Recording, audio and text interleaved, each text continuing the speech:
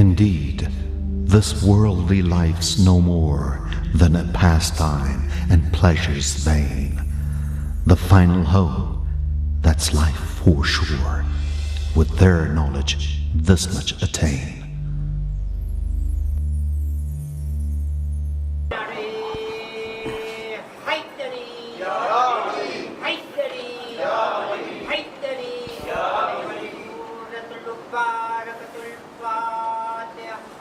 بسم الله الرحمن الرحيم مالك يوم الدين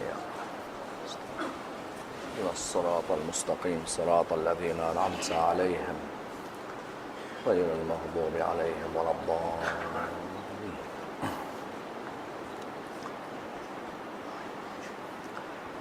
بسم الله الرحمن الرحيم الحمد لله رب العالمين والصلاة والسلام على سيدنا وعظيمنا وحبيب قلوبنا وشفيع نفوسنا أبي القاسم محمد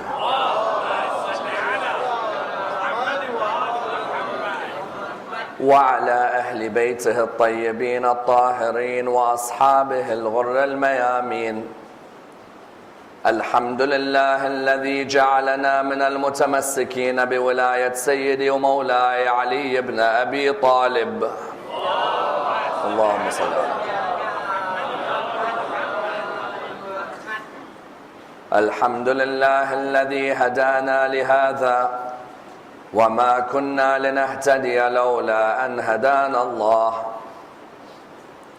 أما بعد، يقول الله في كتابه الكريم بسم الله الرحمن الرحيم قل لا أسألكم عليه أجرا إلا المودة في القربى. The first of our salawat in honor of Rasulullah Muhammad sallallahu alayhi wa alihi wa sallam.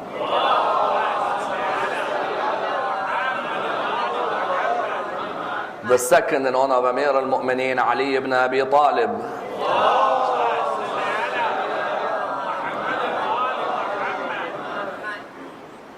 The third with your loudest voices in honor of the Imam of our time, Imam Sahib al-Asr wal-Zaman.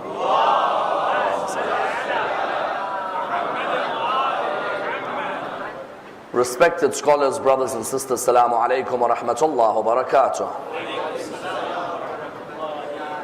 Imam Hussain salawatullah wa salamuhu alayh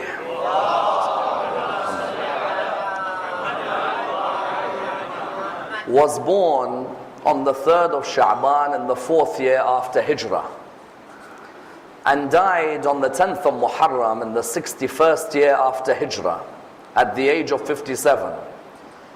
He is revered by many as the greatest martyr in Islamic history, as well as seen by many as an exemplar in terms of his leadership, his generosity, his bravery, and his humility. A man from whose life many a lesson may be learnt and many a principle may be derived. And a man whose acts in his life and standpoints have affected both Muslims and non-Muslims until today. Unfortunately, however, this personality has been understudied in the idea that when you look at the majority of our knowledge concerning his life, the majority of our knowledge or much of our knowledge concerning his life relates to the last year of his life. If you were to ask many people about the first 56 years of the life of Imam Hussain, you'll find many who will not be able to come up with many anecdotes regarding the first 56 years of his life. Most people know about his life in the last few months, when he left Medina to go to Mecca, when he left Mecca to go towards Kufa, and he stopped at an area called Karbala. That is about as much knowledge as most people have of this personality's life. And this is somewhat shameful on our part, that a person who the Prophet described as the master of the youth of paradise, and who the Prophet would say, Hussein is from me and I am from Hussein. Allah loves the one who loves Hussein. It is sad that we only know about the last days of his life. If you were to ask yourself, how many narrations do you know? from the mouth of Imam al-Hussein? As in, how many hadiths can you narrate? Or if you were to ask yourself the question, how many stories do you know about Imam al-Hussein? You'll find many who will come forward and say that barring the 10th of Muharram, our knowledge of Imam al-Hussein is quite limited. That's why tonight, let's have an examination of Imam al-Hussein from the day he was born until the day he was martyred, in order to see the number of important lessons that we can learn from his life. Not only in understanding his relationships, but also in understanding the principles that affected non-Muslims as much as it affected Muslims today. As we said, he was born on the 3rd of Sha'ban in the 4th year after Hijrah. He was the second of the 4 children of arguably one of the most beautiful marriages within the religion of Islam. As we know, Imam Amir al-Mu'mineen had married Fatima al-Zahra, and in that marriage they had 4 children. They had a 5th child who was a miscarried child by the name of Muhsin. But the 4 children was, of course, Imam al-Hassan, Imam al-Hussein, Sayyida Zainab and Kulthum. And you find that Lady Fatima had conceived Imam al-Hussein and had known that she was pregnant with Imam al-Hussein 52 days after she gave birth to Imam al-Hassan. 52 days later, she knew that she was pregnant again.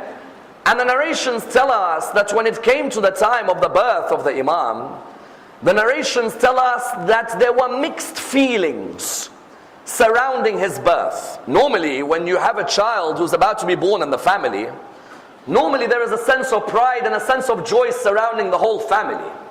As in, it's very rare to see a grandfather who's quite sad, or a grandfather who feels some sort of sadness, or a grandmother, or a father, or a mother.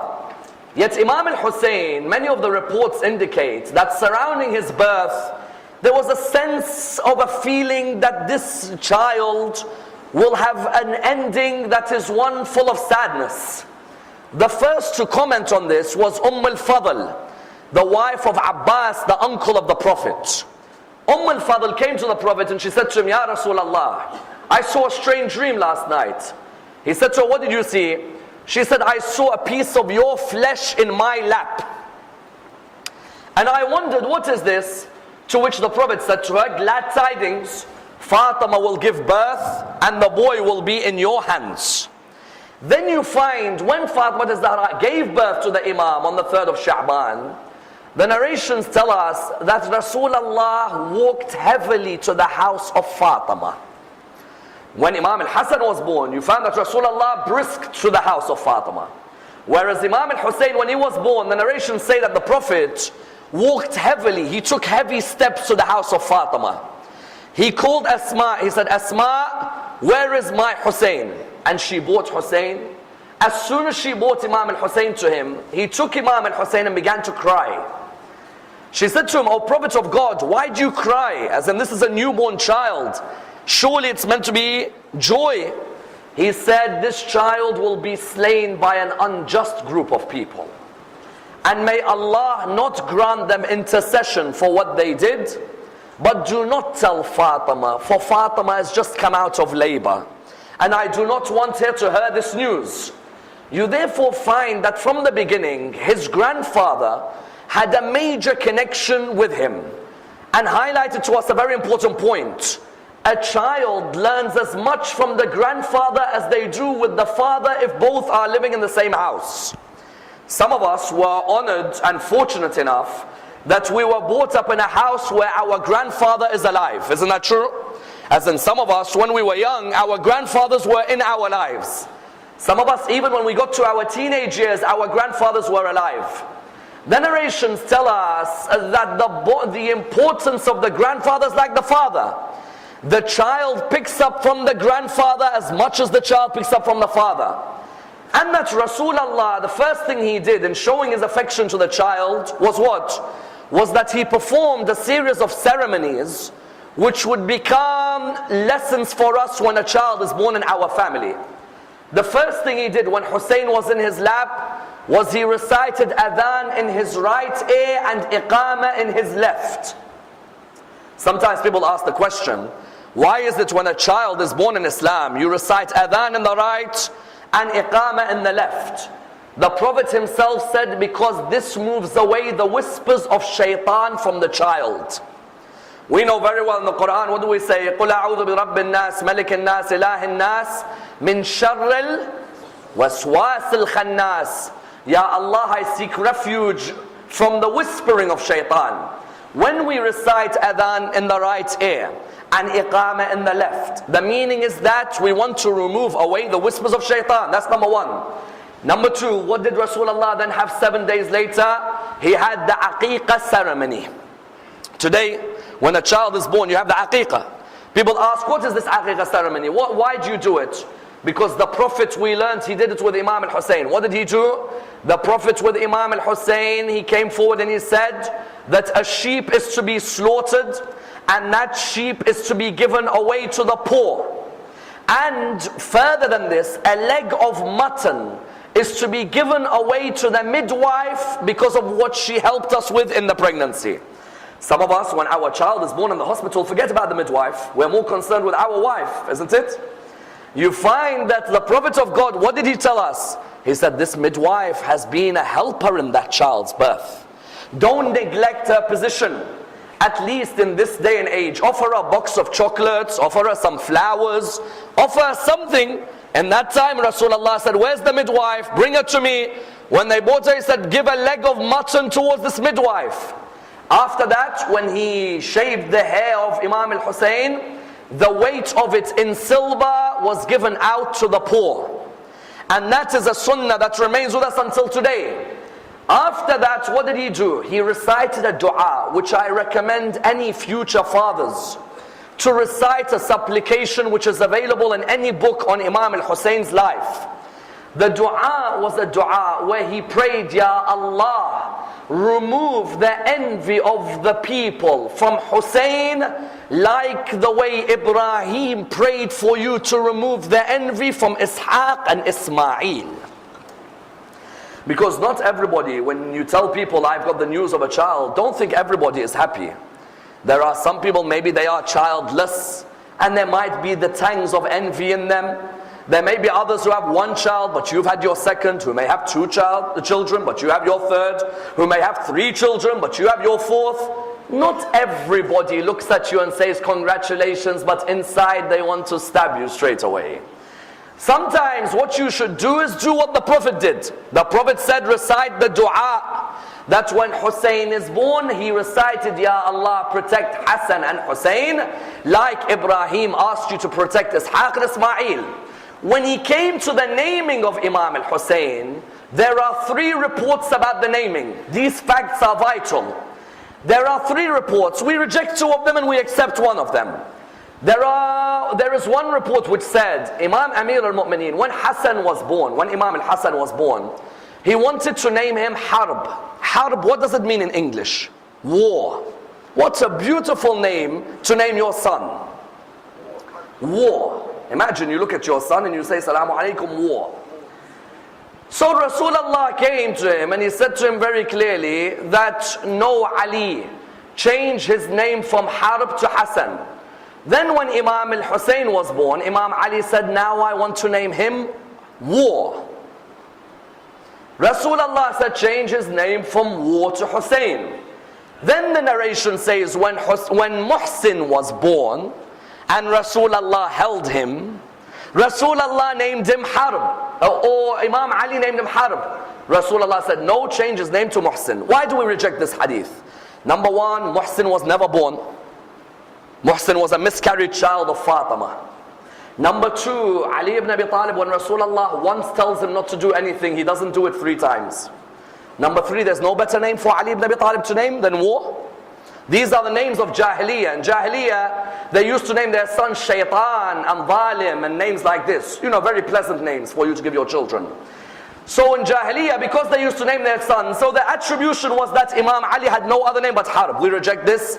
Then there's a second narration which says Imam Ali wanted to name Hassan, he wanted to name him Hamza, and he wanted to name Hussein Ja'far, because 2 of them had been shuhada. But that Rasulullah said no, we don't accept any of these. It was Rasulullah who decided that his name will be Hussein. And that attachment between Rasulullah and Imam al-Hussein was a wonderful attachment. Sometimes a grandfather can be the worst role model for a child. Sometimes a grandfather can be the best role model for a child. How many times do you see in some films which appear in the media that the grandfather is this drunkard old man who's swearing the whole day and asleep in the night? You see that sometimes. The grandfather's just sitting down the whole day, grumpy, angry, doesn't want to talk to anyone, swearing the whole time. Rasulullah taught us that you as a grandfather, that child looks at your behavior. If you're rude or angry or unpleasant or have a mannerism where you are someone who is always stubborn, that child picks up on your mannerisms. Whereas if you are the embodiment of warmth and humility, the child grows up a warm and humble child. Today in Muslim communities, I tell you, we have some grumpy grandparents. You have grandparents who the whole day, all they're doing is nagging. Where's the food? Where's the tea? Where's the tea? Where's the food? Bring me this, bring me that. Well, the child's looking at this and say, what is this, angry machine we've created at home? Or is this a human being? Whereas Rasulullah, what did he try and show? Rasulullah tried to show very clearly that look at me as the embodiment of warmth and the embodiment of manners. And if I have this warmth and manners, then Hussein will grow up with warmth and manners as well. In which way? You know the Arabs, for example, Rasulullah, what did he do with Imam al-Hussein? He'd lengthen his sujood if Imam al-Hussein was on his back. He'd be on prostration, he'd lengthen his prostration if Imam al-Hussein was on the back. If Imam al-Hussein, he saw him, he would hug him, kiss him, embrace him. There was an Arab man by the name of Al-Agra'. That means his mother named him the bald one. Al-Agra' saw Rasulullah one day embracing Imam al-Hussein. He said to him, Muhammad, you actually kiss your children? He said to him, yes. Why? He said, I've got 10 kids, I've never kissed any of them. He said to him, why? He said, because sign of masculinity. What am I doing kissing and hugging? People will look at me and say, look at him, he's not a man. Rasulullah replied, he who does not show mercy to his children will not be shown mercy by Allah subhanahu wa ta'ala. Mercy, that warmth that was there. And number two, the manners of Rasulullah. The grandchild looks at the akhlaq. He looks at this man humble or is he arrogant? Is he easy to talk to or is he hard-hearted?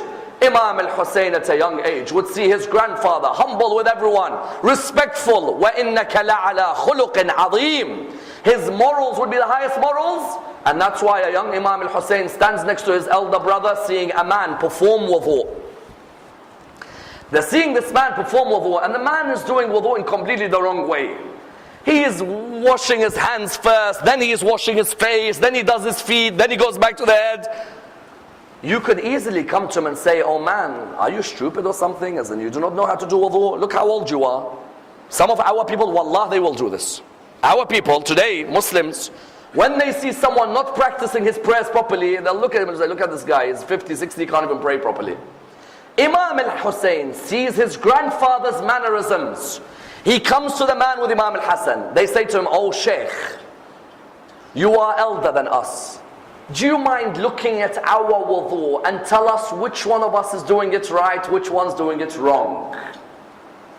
The man says, oh grandsons of Rasulullah, it would be my honor. Go ahead, perform the wudu. When they performed the wudu, at the end of the wudu, he looked at them and he said, it is not you who are performing it wrong, it is I who is performing it wrong. Look at the manner in which they approach. The maturity at a young age was why? Was because I'm looking at my grandfather's behavior. When my grandfather in our house lives with us, when his akhlaq is the highest akhlaq, then the grandchildren will come out in that way.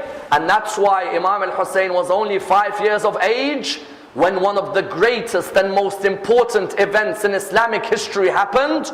His grandfather trusted him and Hassan to come alongside him. What was the event? The event of Mubahala. Would you take a 5 and a 6-year-old to the ambassadors of a Christian country? You wouldn't. One is 5, the other is 6. The Christians of Najran came to visit the Prophet. They had a dialogue which I will discuss further inshallah later on in my analysis of Bibi Fatima. You find that when these Christians came, they discussed with the Prophet. He gave them an argument. They were not convinced by it. The Prophet said to them, very well, if you dispute with me over the knowledge that I've given you, Then we'll bring our sons, you bring your sons. We'll bring our woman, you bring your woman. We'll bring ourselves, you bring yourselves. The Christian religion and its envoys, there was no one under the age of 40 as their ambassadors. All of them were elders. Rasulullah was asked, take your sons, your woman, and a man who is like yourself. The man who was like himself was Amir al-Mu'mineen. The woman, Bibi Fatima. The sons, he took Hassan and Hussein when one was only 5 and the other was only 6. What was he showing us? He was showing us, number one, youths have to be at the front of this religion, not at the back. When we go to meet other religions, if our youth are mature, then they will lead this religion forward.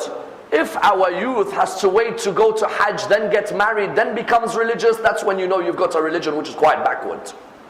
What did he do with Hassan and Hussein? With Hassan and Hussein, he put them at the front. When these Christians came, they were amazed. They were amazed that Muhammad had trust in a 5 and a 6-year-old. But what was Rasulullah doing? He was showing us, if you give young men responsibility from a young age, then they will blossom and mature earlier than if you do not trust them. Then they'll have an inferiority complex that they are not trustworthy individuals. Hassan and Hussein took this experience in their life, and you found therefore when the Christians of Najran saw this 5, they came out with the line that we will not enter a mubahala with these 5, because the amount of light that shines from their faces, if it told the mountain to move, the mountain would move from its position. Therefore, what you find, Hassan and Hussein in those early years, Imam al-Hussein, very close and attached to his grandfather. And that's why even Rasulullah, when he's dying, Rasulullah, while he's dying, Imam al-Hussein comes and lies on his chest. And when Imam Amir al-Mu'mineen wants to remove him, you find Rasulullah say, no, their grandfather is dying. Let me have more of them and let them have more of me. And I ask, as the famous poet says, if you couldn't take seeing Hussein on your chest, how did you take seeing shimmer on the chest of Hussein? The point here therefore was what? When Rasulullah died, Imam al-Hussein was how old? He was only 7 years of age at the time. And then only a few months later, his mother Fatima passes away. Imagine the double blow that affects the young Hussein. As a 7-year-old, his grandfather dies, Bibi Fatima dies. And that's why from that day he built an attachment with his father like no other attachment.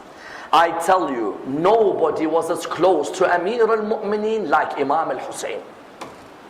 When our fourth Imam was asked, what's your name? He said, I am Ali ibn al-Hussein. They said to him, we see your dad used to name all his sons Ali. To which Imam Zayn al-Abidin replied, if my dad had 1,000 sons, he'll name them all after his father. Imam al-Hussein's attachment to his father was phenomenal. Everywhere his father would go, because you can imagine, his father was the father of 4 orphans and Hussein was 7. Wherever his father would go, Hussein would be alongside him. Whatever sermon his father would give, Hussein would listen. Whatever piece of knowledge his father would give, Hussein would take in. That's why arguably one of the most famous hadiths in Islamic history, one of the most famous du'as in Islamic history was a du'a Imam al-Hussein learned from Imam Ali. Which du'a? Mashlul. Du'a mashlul. Mashlul means what? Mashlul means the one who is paralyzed or who is stricken with a severe illness. Imam al-Hussein says, I was with my father. We were doing tawaf of the Kaaba. All of a sudden we laid our eyes on someone who was holding on to the Kaaba and crying and crying and crying. I said to my father, I've never seen anyone cry like this. My father said, Hussein, my dear son, go and see what he wants. What is it? What's wrong? When Imam al-Hussein, he says, I went to this young man. He was holding on to the Kaaba. I said to him, young man, what's wrong with you? He said, I was a person who was rude and disobedient to my father. Brothers and sisters, there is nothing worse in this religion than a disobedient child towards his mother and father. Nothing worse. Do not think your prayers and your fasts will make up for disobedience to your parents. Heaven lies under their feet. Never forget this issue. Ahlul Bayt on numerous occasions, many of their examples were related to parents and obedience to parents. Imam Hussain said, so what did you do? He said, on many occasions I was rude to my father. When my father would request something, I'd rudely speak back to him. And there was an occasion when I pushed my father away from me. And do you think this is surprising? I'm telling you, in Muslim communities today, there are people who've actually pushed their fathers. And that person actually thinks his love of Hussein will be enough for him. You've not understood the equation. Hussein's whole meaning is obedience to Allah, Ahlul Bayt, and then the parents. He said, what did you do? He said, I pushed. And my father said, Wallah, I will never forgive you. And I'm going to read a dua against you for what you've done. He said, from the day he recited a supplication against me, I have been paralyzed. You see me now, my hands are holding the Kaaba and my legs don't even move. The lower part of my body has no movement. I beg of you, help me. Imam al-Hussain says, I went back to my father, the leader of my life, the person who I take the best of examples from. I said to him, oh my father, Amir al-Mu'mineen, what shall we do? He said, Hussein, is the young man sincere? He said, yes, my father. I saw tears coming from his eyes. If you've disobeyed your father and you want forgiveness, the first step is regret. The second step is let there be tears shed. Show your sincerity. Imam Amir al-Mu'min said, let him recite this dua. Imam al-Hussain said, what's the name? He said, dua mashlul. Whenever a person is ill or in grief or in a bad situation, let him recite dua mashlul after salat al-isha.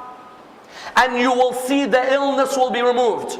Imam al-Hussain went to the person, he said to him, today after Salat al-Isha, recite the following dua. He began to recite dua mashlul for him. The person recited dua mashlul. The next day Imam al-Hussain says, I saw this person walking near the Kaaba.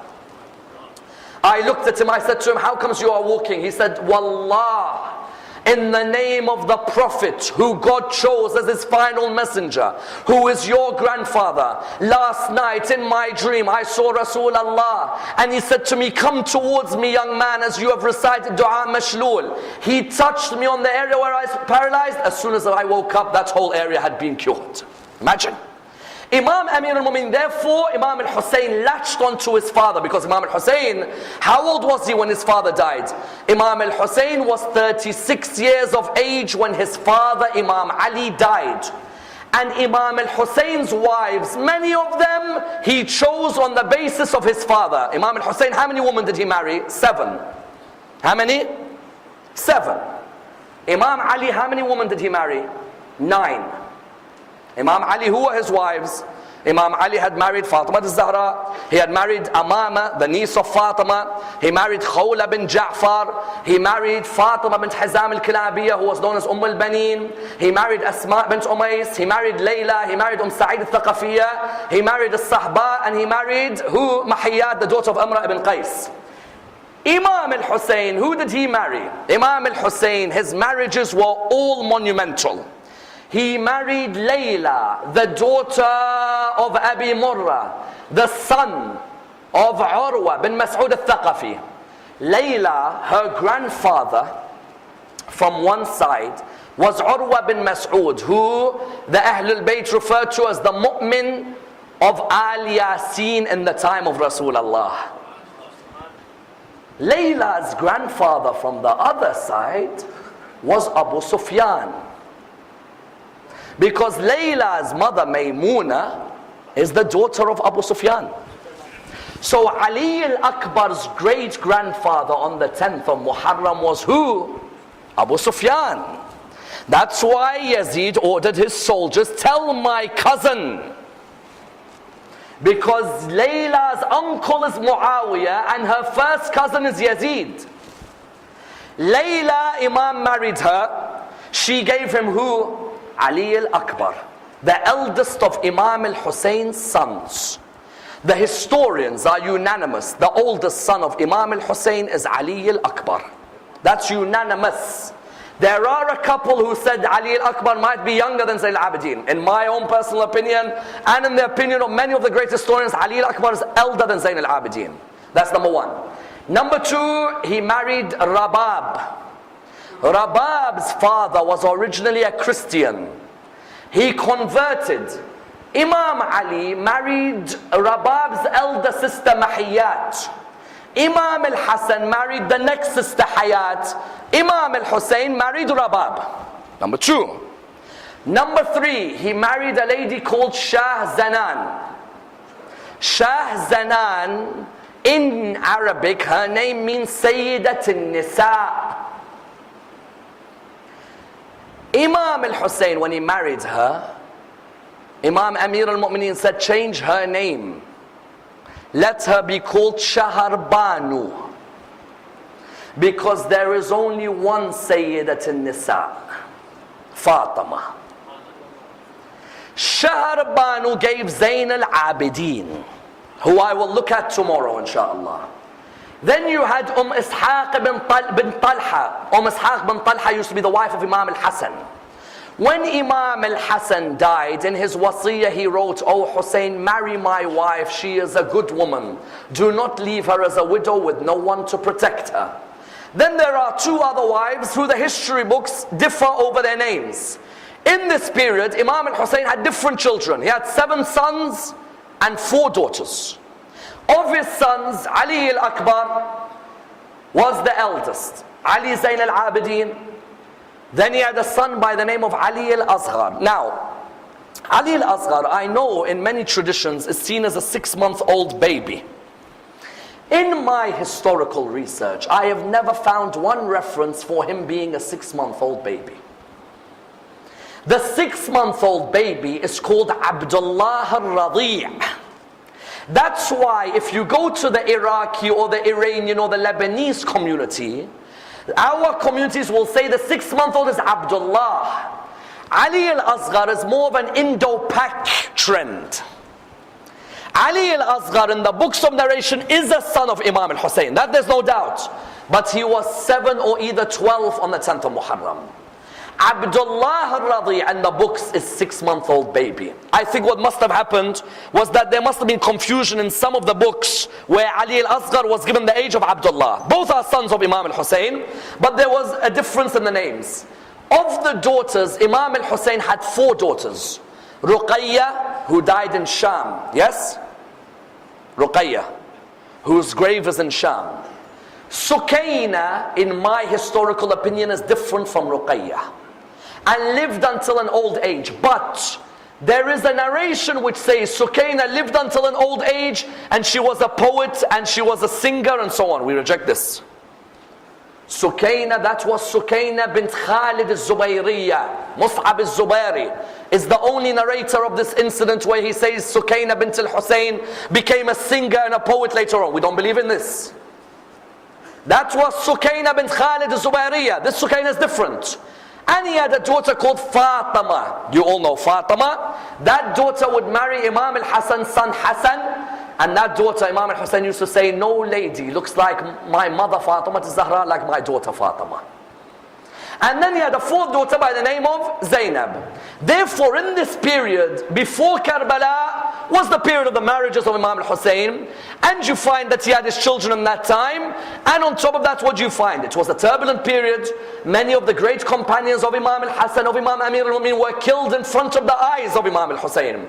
His brother Imam al-Hassan was poisoned. Hujr bin Adi was killed. Amr bin Hamaq was killed. Rushayd al-Hajri was killed. For Aba Abdullah to maintain his patience in that period was difficult. But I tell you something. Aba Abdullah before Karbala had displayed every attribute. Before Karbala, the difference on the 10th of Muharram is they all came together in one day. Before Karbala, on Karbala we always say Imam al-Hussain was generous, don't we? On the 10th of Muharram. Imam al-Hussain years before Karbala showed his generosity. Usama ibn Zayd, when Rasulullah was about to die, he told the companions, go under the leadership of 18-year-old Usama. You remember? 18-year-old Usama, leave Medina with his army. This Usama bin Zayd, the companions didn't join him. This Usama bin Zayd was at Ghadir when he saw Rasulullah say, Man kuntu mawla, fahada aliyum mawla. Do you know after Rasulullah died, they'd come to Usama, was Ali ibn Abi Talib chosen by Rasulullah or no? He said, I don't want to get involved in these things. At the Battle of Jamal, they said to Osama, Osama, who's right, Ali or them? I don't want to get involved. I don't know, I'm not sure. At Siffin, Osama, who's right, Ali or Muawiyah? I don't know, maybe they're both good. Ali and Muawiyah are both good. At Nahrawan, Osama, who's on the right? This is a lesson for all of us. When you see injustice, don't say, you know what, I prefer not to get involved. Get involved and say who's the truth with. Because you may be the cause of dissension in history because of your silence. At the end, we don't remember the words of our enemies. We remember the silence of our friends.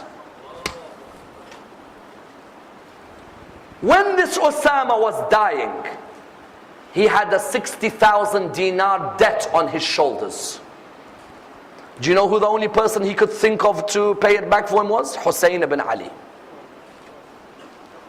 Tell me, if your father, every time it was his haqq, you just want people to speak out for your father, and you know how much he loved his father.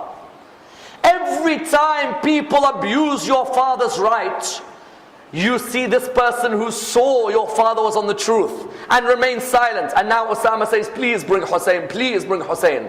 So Imam al-Hussein comes. He sees Osama lying on the bed. He says to him, Osama, what's wrong? He says, Hussein, please forgive me. Your dad was chosen on the day of Ghadir. I saw in my own eyes. And at Jamal, I knew he was right. In my own heart, I knew. Because I heard Rasulullah say Ali is with the truth and the truth is with Ali. And at Siffin I said, I don't know if Ali or Muawiyah is right, and I know Ali ibn Abi Talib is in the heavens whereas Muawiyah is on the earth. Hussein, I'm in trouble, please. He said, what is it? He said, I have 60,000 dinar debt, please help me. Abu Abdullah said, Osama, do not worry. You are remorseful over your stand, I don't mind. May Allah forgive you. He turned around to the person next to me, he said, please come and pay 60,000 dinar for Osama. That generosity, others will not display today. If my father's haqq is taken in the community, I tell you, I will keep it on my shoulder for the rest of my life. They didn't allow my father to become president. They didn't allow him to become chairman. They didn't allow him to serve water. They didn't allow him to carry, I don't know, some sort of instrument. I will keep it on my shoulder for the rest of my life. Imam al-Hussein was so generous. He looked at Osama, he said, Osama, don't worry. You may not have stood with my father, but I feel you are hurt. I'll pay the 60,000 dinar from me. Generosity. Number two, Uthman was alone in his house. The Muslims were attacking him. Who do you think it was who stood by the door of Uthman to protect him so that the Muslims are not disunited? Who was it? Hassan and Hussein. They stood at the door of Uthman. Do you know what they could have said? Uthman mistreated Abu Dhar. Uthman mistreated Abdullah ibn Mas'ud. Uthman took our dad's leadership. No, we don't want disunity to occur between the Muslims. Let us remove and be tolerant. And they were the ones who stood at the door of Uthman. They were the ones who gave water to Uthman while Muslims were attacking him. And do you know what the sad thing later on is? They say Ali ibn Abi Talib is the cause of Uthman's death. Ali ibn Abi Talib sent Hussein to stand for Uthman, to be there at the door. Even if I differ with Uthman politically, at the end of the day, Muslims should not take it in their own hands to come and stab another human being. There is a particular legal system and there's a particular courtroom. That's number two. Number three, his generosity when it came to his knowledge. Before Karbala, do you know how many great hadiths we have from Imam al-Hussein? I tell you, ask any Muslim, tell me one hadith of Imam al-Hussein. Imam al-Hussein says, I heard from my grandfather Rasulullah saying that the best quality of a Muslim is that he speaks little about a topic that does not concern him. How many of us have to get involved in every topic, isn't it? Every topic. People who concern us, don't concern us, we have to get involved. Habib, it's none of your business, stay out. Stay out. No, I want to get involved. Rasulullah, Imam al-Hussein said, I heard Rasulullah say that the best quality of a Muslim is what? Is that he speaks less about a topic that does not concern him. Then he says, I heard my father Amir al-Mu'mineen say, please listen to this unbelievable narration. I heard my father Amir al-Mu'mineen say, I am surprised at the human being who refrains from food due to fear of illness, but does not refrain from sin even though he knows about hellfire. We refrain from food because we're scared of illness, but we don't refrain from sin because we're not scared of hell. I am surprised at the one who refrains from food due to fear of illness, but does not refrain from sin even though he knows about hellfire. You would find that he'd provide, and that's why one example of Imam Hussain, years before Karbala, a young man comes up to Imam Hussain and says, Imam Hussain, I can't stop sinning, and I'm just going to have to continue. What do I do? Give me some advice. Imam Hussain said, keep sinning. He said, sorry? He said, keep sinning. He said, Imam Hussain, I came to you for advice, you tell me keep sinning? He said, yes, keep sinning. But there are 5 conditions when you sin. Sin. But the first condition is sin in the place where Allah cannot see you. Sin. But sin in the place where Allah cannot see you. Condition number 1. He said, Abu Abdullah, Allah can see me everywhere. He said, okay.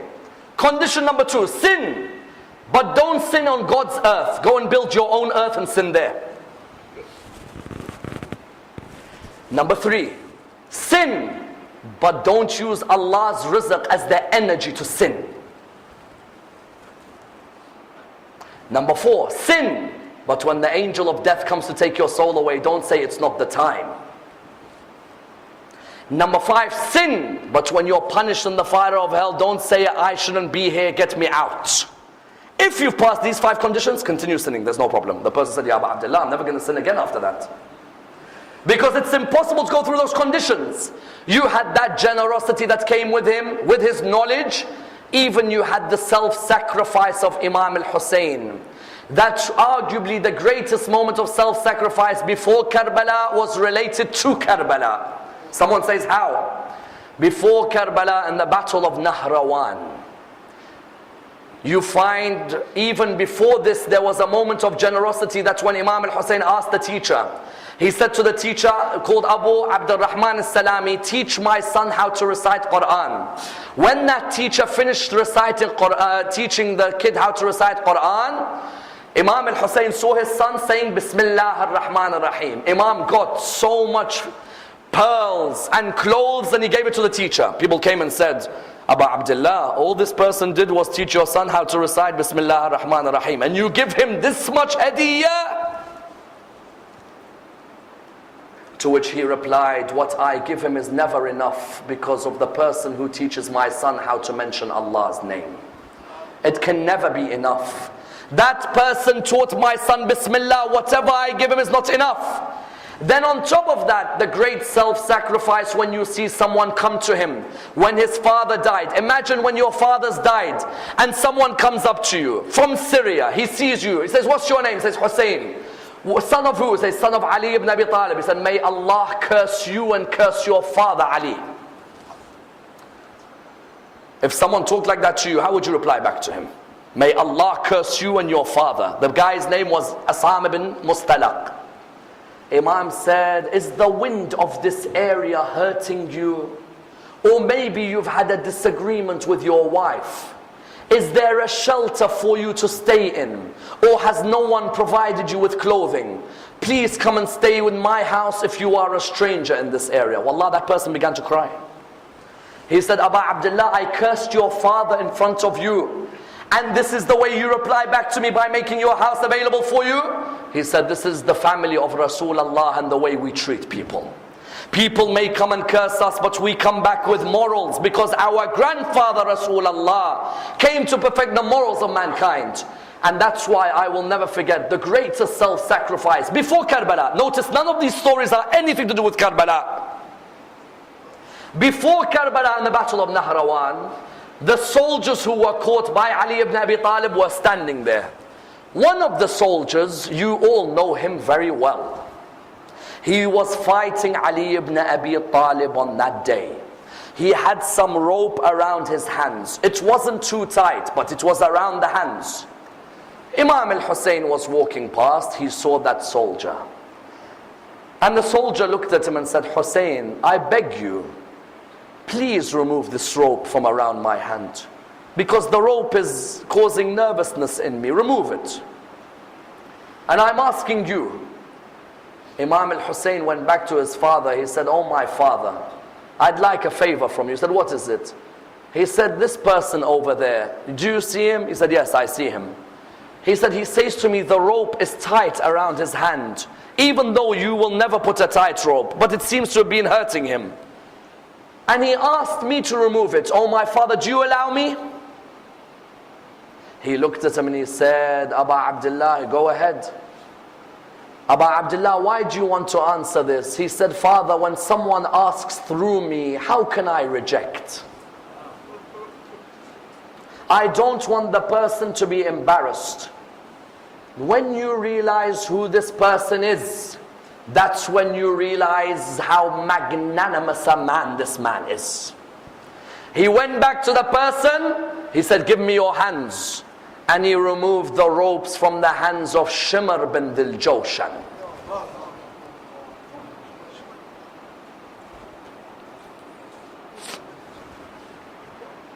Tell me, which mercy did he show to you when he sat on your chest on the afternoon in Karbala? This man, you remove a rope from his hand because when a person asks you, you do not want to embarrass them. And that is the same man who sits on your chest on the 10th of Muharram. That's Hussein. Before Karbala, not one mention in our lectures of Aba Abdullah before Karbala. This is Aba Abdullah before Karbala. And that's why the 10th of Muharram wasn't Imam al-Hussein. Imam al-Hussein for years had displayed these attributes. Karbala was when all of them came together on one day. Generosity with knowledge and forgiveness and humility and care and honor and dignity. That Hur bin Yazid al-Riyahi, who was a commander of the opposition, who had blocked water from the children of Hussein, and yet the forgiving heart of Aba Abdullah forgives him. And that's why when you look at Islamic history, not only Muslims but non-Muslims come and say, Hur, and the way he was forgiven. The horse, which man is thirsty, but before he drinks the water he says, horse, you drink, I can't bear to see you thirsty. Today Muslim countries have no respect for animal rights, whereas the master of Islam displayed respect to his animal. Which man gives away his 6-month-old baby? Which man lies on the ground with his killer on his chest and he says to his killer, if you give me water, I will intercede for you on the day of judgment? And that's why Imam al-Hussein, when you look at his biography, it's not just Muslims who have been affected by this colossal figure. No, non-Muslims as well. Look at Gandhi when he went out on his salt march with 72 people. And they said to him, Gandhi, why have you taken 72? He said, because Hussein took 72. And Hussein's 72 were eternal. I want my 72 to be eternal. I learned how to achieve victory while oppressed through Hussein ibn Ali. That was Gandhi. Charles Dickens, when he said that there is no way a man who takes his family and his children has gone out for worldly desires. If it's for worldly desires, you'd never take your family and your children. It dictates that Hussein's mission was but a mission for God and God alone. Nehru, when he said, Hussein belongs to brotherhood, Hussein belongs to humanity, Hussein belongs to the path of righteousness. Look further, Antoine Bara, the famous Christian Lebanese, says, no battle in history has evoked as much sympathy and compassion, and from which as many lessons can be learnt, than the battle of Karbala and the life of Imam al-Hussein alayhi salam. Dickens, Gandhi, Nehru, Antoine Bara, all of them show us that Hussein continues to live in the hearts of every human being. And that's why the Imam says, in the martyrdom of Imam al-Hussein, there is a heat that will never subside in the heart of the believer. We pray to Allah subhanahu wa ta'ala to raise us with Imam Hussain alayhi salam, and to allow us to receive his intercession in this world and the hereafter. Allow us to be amongst those who follow his message and honor his example. We pray to Allah subhanahu wa ta'ala for all the Muslims around the Islamic world. Tomorrow we will continue with the biography of Imam Zain al-Abidin. Wassalamu alaikum wa rahmatullah wa barakatuh.